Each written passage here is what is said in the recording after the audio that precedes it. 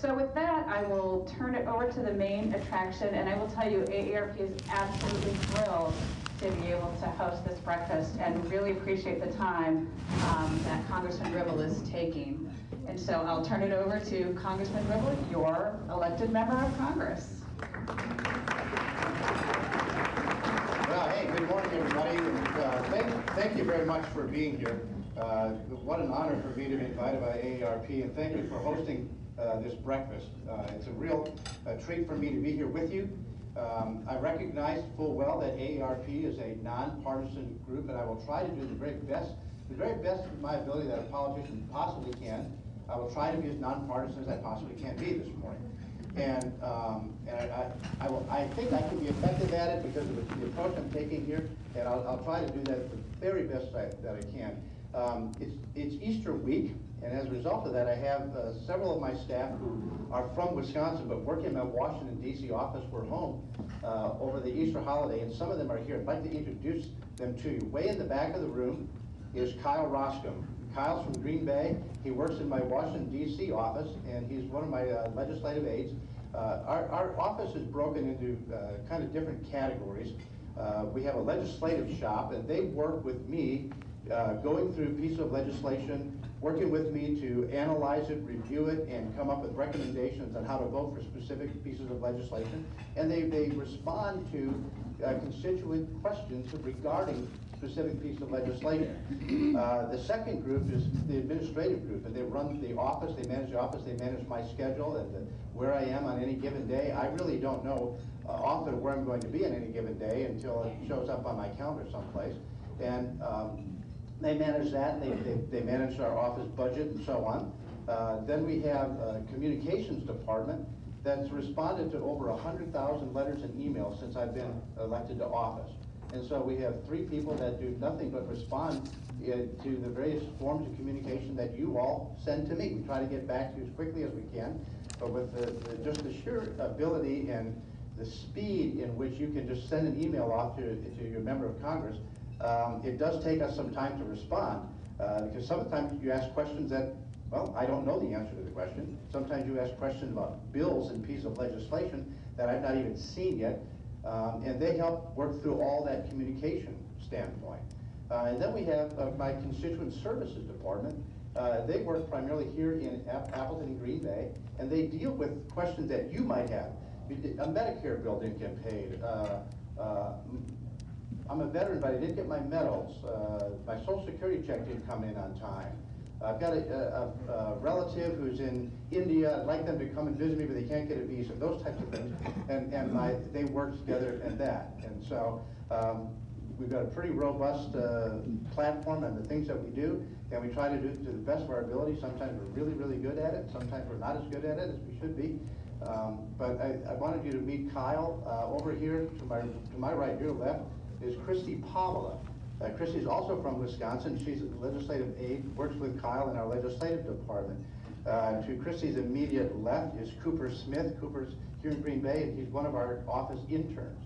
And so we have a number of college-age students that often want to get some experience in a political office, and they come and work for us. They answer the phone, they respond to mail and the like. Immediately to Cooper's left is Jackie Trudell. Jackie is our Senior Constituent Services Director in Appleton, and so she handles pretty much that entire department. I'm going to introduce you to Joe in just a second. And then sitting at the table up here in front is my District Chief of Staff. His name is Rick Sense. So he runs our district offices both here in Green Bay as well in Appleton. Then there's a good-looking young man off to my right and your left. His name is Joe Scarfo. I'm just going to read a little bit about Joe because Joe and I met a few weeks ago. But Joe Scarfo is a junior at John Dewey Academy of Learning, which is the Green Bay Area Public School District's first charter school. Featuring a project-based curriculum that is highly personalized, Joe has completed numerous projects this year that have helped him develop an even greater interest in politics, history, and economics. Joe has worked on projects that focus on capitalism, marketing, Freakonomics, and the Alamo, among others. Joe is also the president of the John Dewey Student Council. Joe asked if he could shadow me today. And so we've got a high school student with us this morning. I think it's perfect that we've got a high school student here with all the AARP members, so we have pretty much the full range from age. And Joe's going to be spending the entire day with me. We're going to be heading to over to Lambeau Field to do a financial literacy thing with one of the Green Bay high schools after this, and then up to Sturgeon Bay to speak at one of the high schools there. And so it'll be a busy day, and you'll get a first-hand look. You've each been handed a, yeah, greet everybody. Thank you.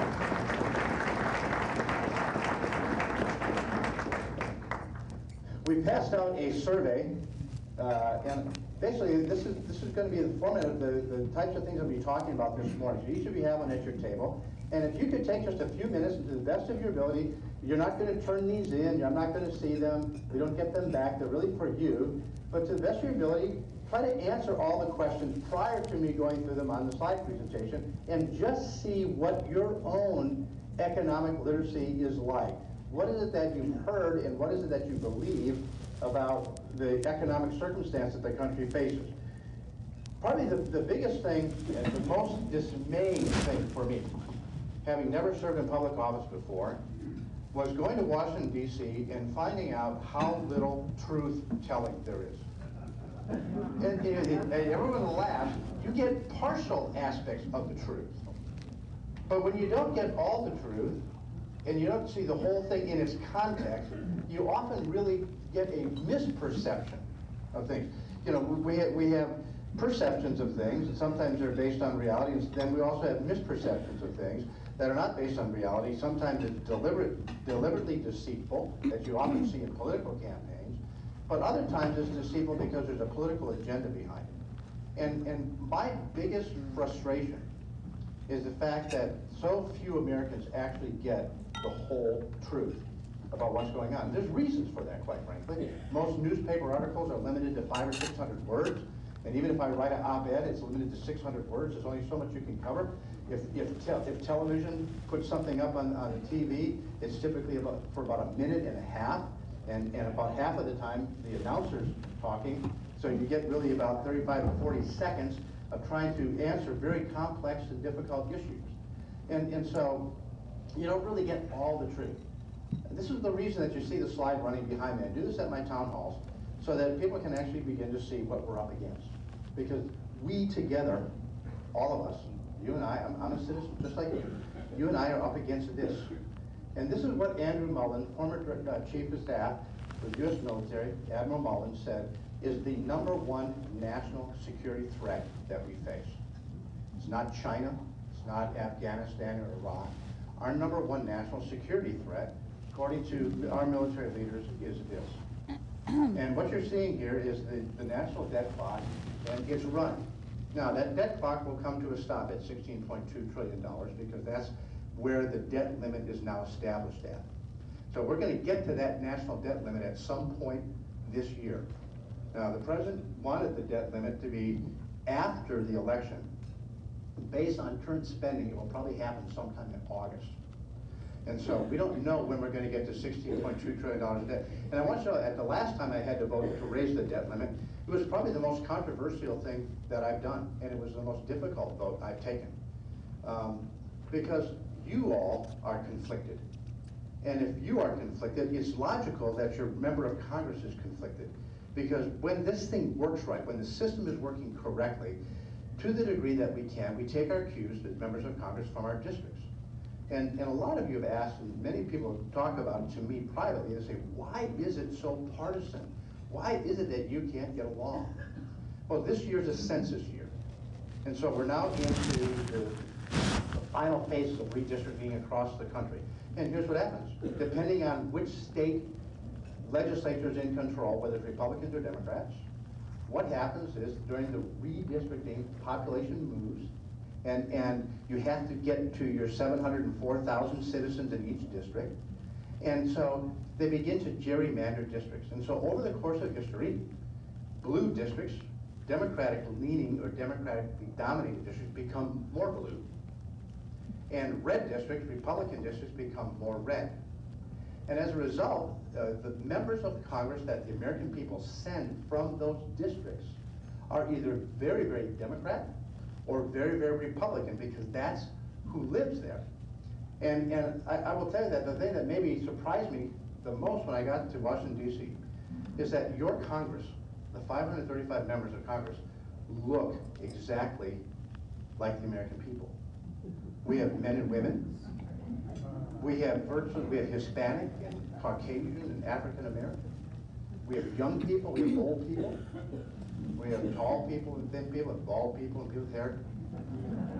You know, and we've got some smart folks and some not so smart folks. And it looks just like all of us. And so the conflict that you see, the partisan bickering that goes on, is a result because the American people are conflicted. And at some point, as the sovereign rulers of our country, you know, in 1776, our forefathers cast off the shackles of a sovereign king and replaced it with a sovereign people. And I think the American people need to understand how much say they actually do have in all of this. But there's a lot of gimmicks, a lot of tricks, and there's a lot of game playing that goes on just here in Wisconsin. If we look at the redistricting, for the most part, we have 3 Democratic members, Gwen Moore, Ron Kind, and Tammy Baldwin. Their 3 congressional districts got more blue. So those districts have more Democrats as a percent than they ever have before. And as a result, Paul Ryan's district and Congressman Petri's district, Congressman Duffy's district got more red. As blue voters were moved out of their district into those districts, and red voters were moved from those districts to their district. Interesting enough, the 8th district of Wisconsin, the district that we're in, stayed truly purple. If we look at it and really drill down based on voting records, this district is 50.81% Republican. So it's nearly 50-50. And if you take the independent vote and grab that 10% piece right in the middle, they kind of go both ways, it's almost 40, 45, 45, and 10.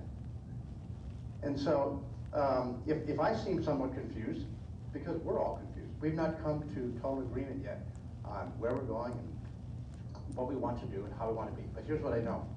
A district like mine forces me to be more pragmatic, and I think this is very important, forces me to be more pragmatic, and forces me to be more thoughtful and more respectful in how I speak to people, because at any given moment, it's likely that I will be speaking to someone who really disagrees or is from the totally opposite political ideology than I am. And so we will have a better dialogue in this country if we could reform the redistricting process to make more districts in play and make more districts purple to reflect the American people more accurately than how we currently do. But that's a significant reform, because everything in politics is about politics, and everything in politics is about power ultimately. And so, as someone who just wants to go there and make a better America for the next generation, for our kids and grandkids, it is a uniquely frustrating place to work, but it's also a uniquely inspiring place to work. There's something that happens to you when you get up in the morning, you walk outside of your office, and there's the U.S. Capitol. And these are the same hallways, the very same hallways that men like Abraham Lincoln walked. And you know, it's tragic today that the American people have such a disregard for Congress. Now maybe Congress has earned it, but it's tragic.